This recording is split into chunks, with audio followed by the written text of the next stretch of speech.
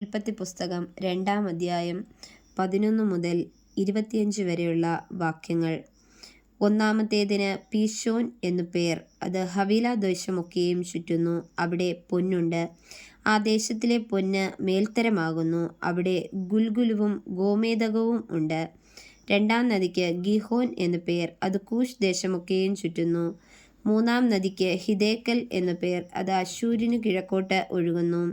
നാലാം നദി ഫ്രാത്ത് ആകുന്നു. യഹോവയായ ദൈവം മനുഷ്യനെ കൂട്ടിക്കൊണ്ടുപോയി ഏദൻ തോട്ടത്തിൽ വേല ചെയ്യുവാനും അതിനെ കാപ്പാനും അവിടെയാക്കി. യഹോവയായ ദൈവം മനുഷ്യനോട് കൽപ്പിച്ചതെന്തെന്നാൽ, തോട്ടത്തിലെ സകല വൃക്ഷങ്ങളുടെയും ഫലം നിനക്ക് തിന്നാം, എന്നാൽ നന്മതിന്മകളെക്കുറിച്ചുള്ള അറിവിന്റെ വൃക്ഷത്തിൻ ഫലം തിന്നരുത്. തിന്നുന്ന നാളിൽ നീ മരിക്കും. അനന്തരം യഹോവയായ ദൈവം മനുഷ്യൻ ഏകനായിരിക്കുന്നത് നന്നല്ല, ഞാൻ അവന് തക്കതായ ഒരു തുണ ഉണ്ടാക്കിക്കൊടുക്കും എന്ന് അരുളിച്ചെയ്തു.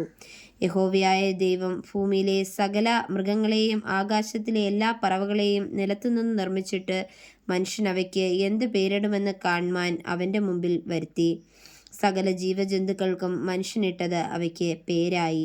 മനുഷ്യൻ എല്ലാ കന്നുകാലികൾക്കും ആകാശത്തിലെ പറവകൾക്കും എല്ലാ കാട്ടുമൃഗങ്ങൾക്കും പേരിട്ടു. എങ്കിലും മനുഷ്യന് തക്കതായൊരു തുണ കണ്ടുകിട്ടിയില്ല. ആകയാൽ യഹോവയായ ദൈവം മനുഷ്യനൊരു ഗാഢനിദ്ര വരുത്തി.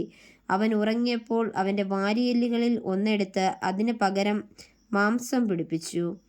യഹോവയായ ദൈവം മനുഷ്യനെ നിന്ന് എടുത്ത വാരിയെല്ലിനെ ഒരു സ്ത്രീയാക്കി അവളെ മനുഷ്യന്റെ അടുക്കൽ കൊണ്ടുവന്നു. അപ്പോൾ മനുഷ്യൻ, ഇത് ഇപ്പോൾ എൻ്റെ അസ്ഥിയിൽ നിന്ന് അസ്ഥിയും എൻ്റെ മാംസത്തിൽ നിന്ന് മാംസവുമാകുന്നു. ഇവളെ നരനിൽ നിന്ന് എടുത്തിരിക്കയാൽ ഇവൾക്ക് നാരി എന്ന പേരാകും എന്ന് പറഞ്ഞു.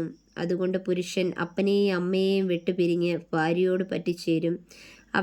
അവർ ഏകദേഹമായി തീരും. മനുഷ്യനും ഭാര്യയും ഇരുവരും നഗ്നരായിരുന്നു. അവർക്ക് നാണം തോന്നിയില്ലതാനും.